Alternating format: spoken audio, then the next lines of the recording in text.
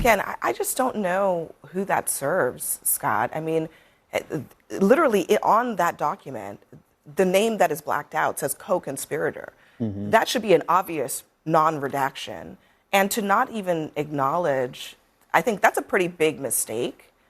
To not even acknowledge that, I think, and then make it about Thomas Massie and his relationship with Trump or whatever, seems to obscure the bigger issue, which is that there are potential perpetrators, alleged perpetrators, who are still being protected. Guys, Scott Jennings just got humiliated once again during a live CNN broadcast. During Abby Phillip's show, Scott was trying to defend Pam Bondi for covering the names of the people which are mentioned in the Epstein files, but Navarro and Abby Phillip fact-checked him so hard that he was literally cornered into complete silence. And by the way, guys, it's not just about Scott Jennings. At this point, the entire MAGA voter base has gone morally bankrupt. Whenever someone brings up Epstein's topic, they start twisting themselves into logic pretzels. I mean, these are the same people who were pushing to open the Epstein files 24/7 when Donald Trump was not the president. But now that they found out that their own boss is named in those files, they've started backtracking. I mean, when Biden was president, MAGA would not stop talking about the Epstein scandal, but now they just want to bury the topic entirely.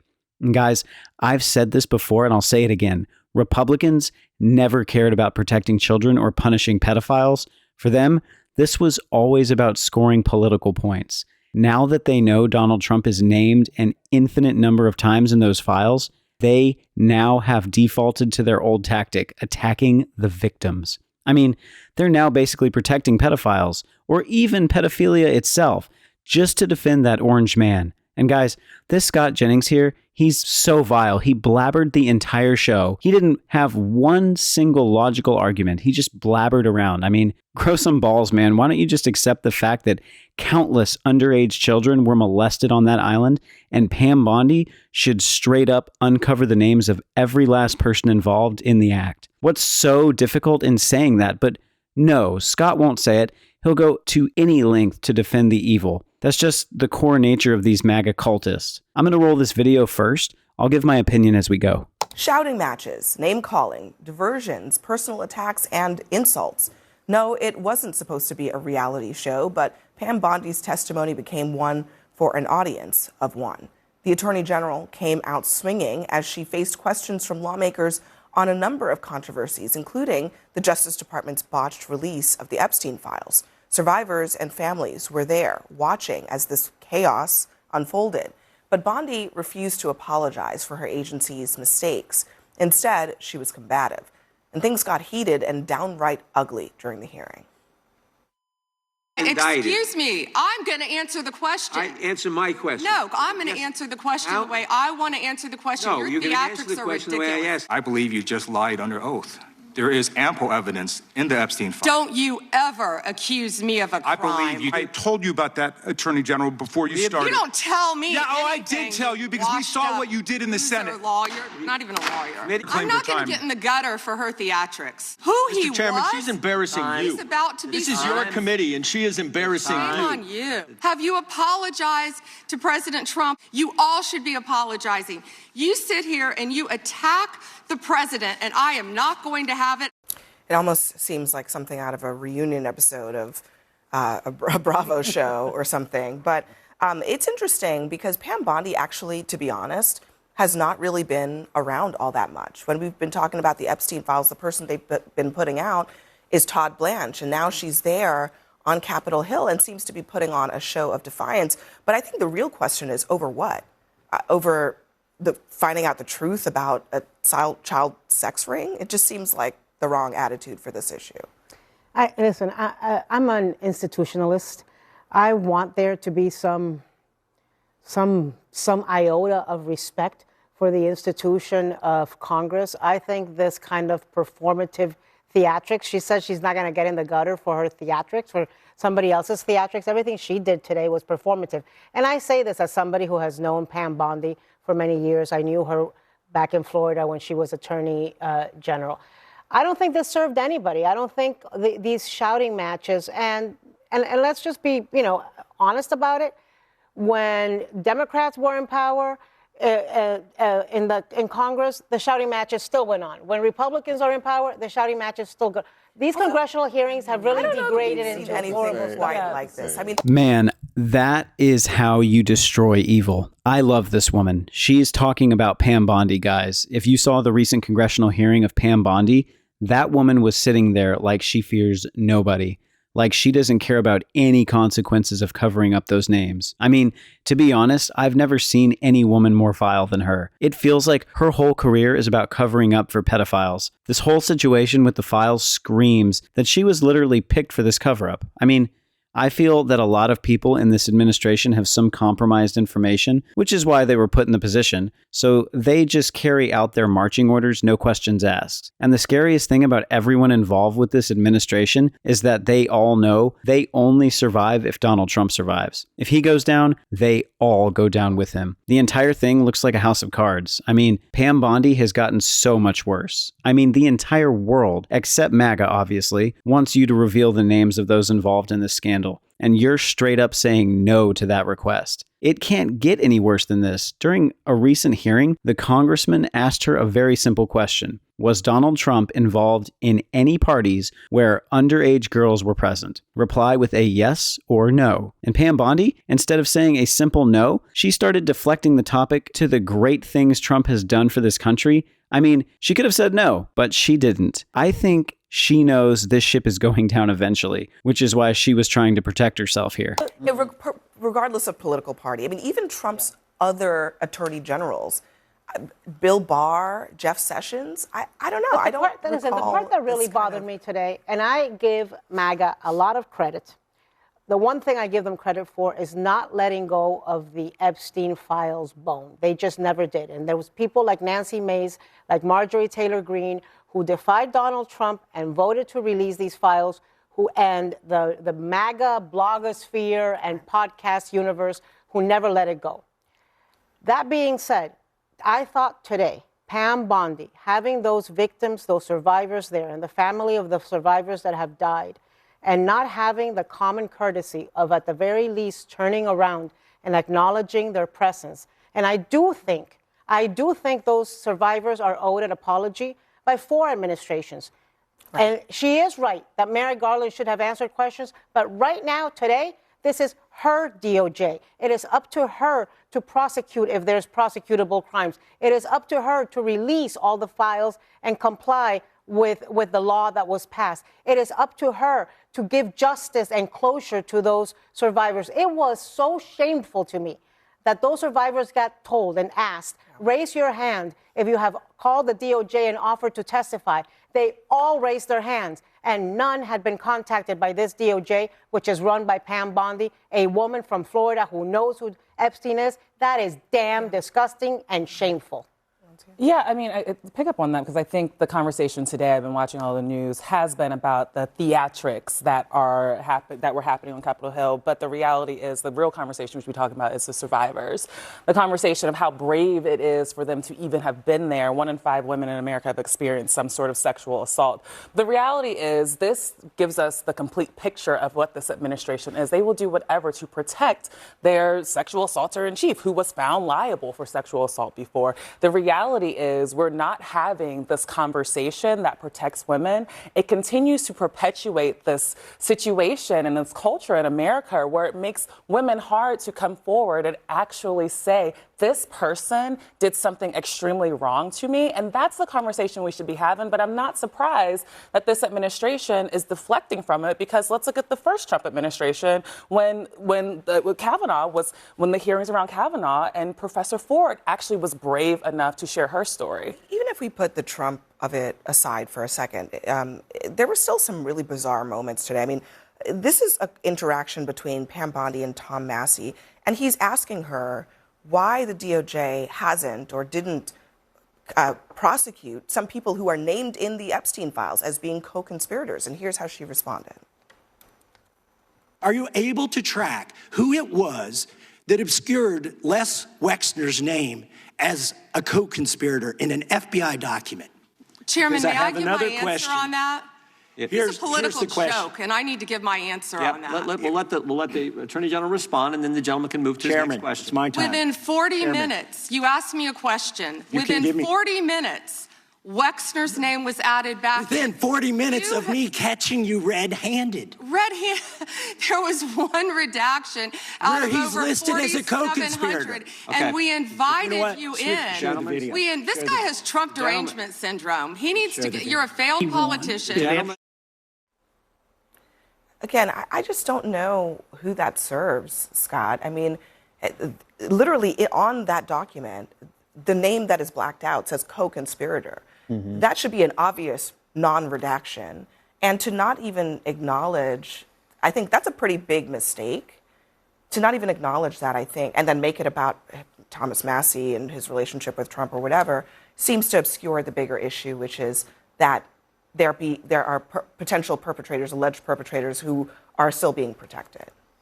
Well, look, I don't know how the redactions are made or not made. And look, obviously it was brought up and then they unredacted it, and it's 3.5 million documents. And I have always wondered how in the world do you ever get it perfect. And I've also wondered, the danger of accidentally or whatever, putting people's names out there who were victims, who shouldn't have their names out there. Anytime you're dumping this many documents, it's been worrisome.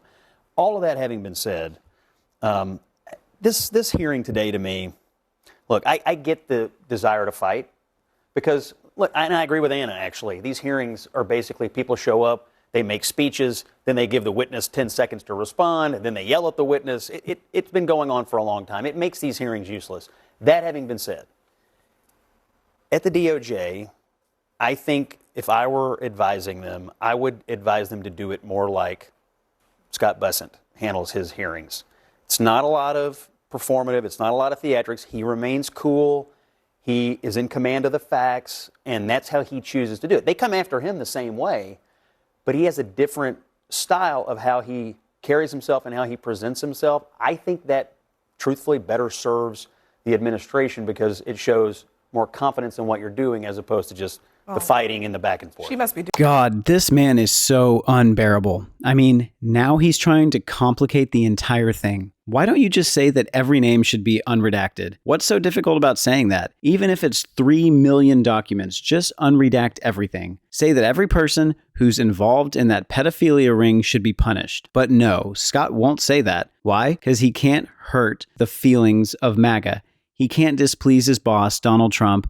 This is why he's turning himself into a logic pretzel here. And guys, Pam Bondi looked scary during the final phase of this hearing, when she was fighting so hard to think of ways to answer questions that don't perjure herself. I feel like she's actually starting to get to her. Like, she's realizing she's on the evil side, defending one of the most evil men in history, but I guess she's in too deep now to turn back. And guys, the worst thing is, even the moderate Republicans are not talking against it. They remained silent when ICE killed Renee Good and Alex Preddy. They've been silent on the Epstein redactions. They remained silent during Trump's racist posts. I mean, I'm now starting to wonder if there are no more moderate Republicans left. I mean, it looks like they're all blind for Trump. The moderate Republicans have now become part of the same propaganda machine that aims to protect evil. There's nobody left in them who can honestly call a spade a spade. Pedophilia used to be the red line for Republicans, or at least they pretended to care, but now it seems like it's the opposite. The same bunch is now fighting to defend the people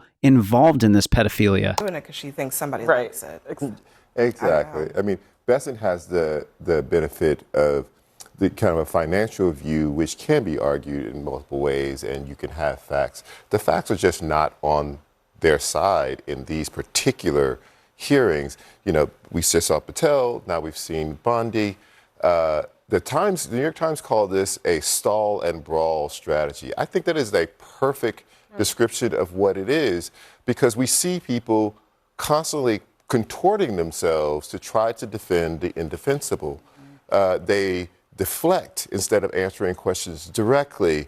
They try to substitute passion for truth. They try to talk fast rather than straight talk. And that is all for one person only, because it is a person who likes it, and that is Donald Trump. And so all of this genuflecting, I feel like every one of these people should have bloody knees, because they are genuflecting to this man all the time. But if nothing else, she should have turned around to those survivors and said, my DOJ, we should have contacted you. I'm sorry we didn't. My DOJ will be on it, and we will be contacting you and getting your stories. That's just unacceptable. Let me show you this image. This is Pam Bondi's notes. It was captured by a photographer, and it shows that they had taken, over at the DOJ, notes of what members, in this case, it was Congresswoman Pramila Jayapal, what they searched when they went into the DOJ to look at the Epstein files. And I don't know, what does that tell you, Chris, about what the priorities were going into this hearing on the Bondi side of things? I just totally agree with Anna. I think that we've absolutely lost what this is about. This should not be political. This really shouldn't. These women were victims of sexual assault, and we are continually just brushing over that for theater. And a number of their names were released here. They were victimized again. And I've seen this in my job a number of times. And we keep forgetting this over and over again. But then when the Attorney General gets up there and just wants to combat and just wants to yell, it seemed a lot more to me like an interview for the White House than it did, rather than trying to actually address the underlying problem. I mean, when you have a Republican like Massey saying, hey, listen, why aren't you going after these people? Why are you redacting names that say conspirator? And then you have Democrats on the other hand saying this. You have lots of Democrats in these files. You have lots of Republicans in these files. But we're forgetting all these women that are sitting right behind you. And I totally agree with Anna. I don't understand why you can't start a hearing and just simply say, I'm sorry. I am sorry about not only what you have gone through, but I'm also sorry that my department released your names publicly. Well, that is not a big ask. Well, no. Pam Bondi has clearly shown us that she has no soul and does not literally care about people's experiences. And that's why we couldn't get it. And I wouldn't have expected it from her. It was also absolutely ridiculous. First, she was being very inconsistent with what Todd Blanche has said about some of these, in some of these answers. But it was ridiculous for her to say that she had nothing to do and no knowledge about the transfer of Ghislaine Maxwell, who is a monster and should be in the worst possible prison, not a prison camp. Yeah, and that she doesn't say, I disagree with what happened and I think she should be sent back to where she was. I mean, there is no way that it passes muster, that it just so happened that after Ghislaine's interview with Todd Blanche, she ended up at, camp prison or whatever it's called. It's just, and by camp you mean... I think Anna is 100% correct here. A lot of survivors wanted to get their statements recorded, but Pam Bondi didn't let that happen on purpose. The DOJ chose not to interview Epstein survivors because it was only going to expose their chief, Donald Trump. It was an evil move from the start. And guys, the funny thing is, some of the survivors courageously showed up to the hearing. They were standing a few seats behind Pam Bondi. She didn't look back once, even when the congressman told them to raise their hands if they haven't had their cases looked at by the DOJ. She knows what these survivors have been through, but for some reason, she's got a cold heart. And to be honest, guys,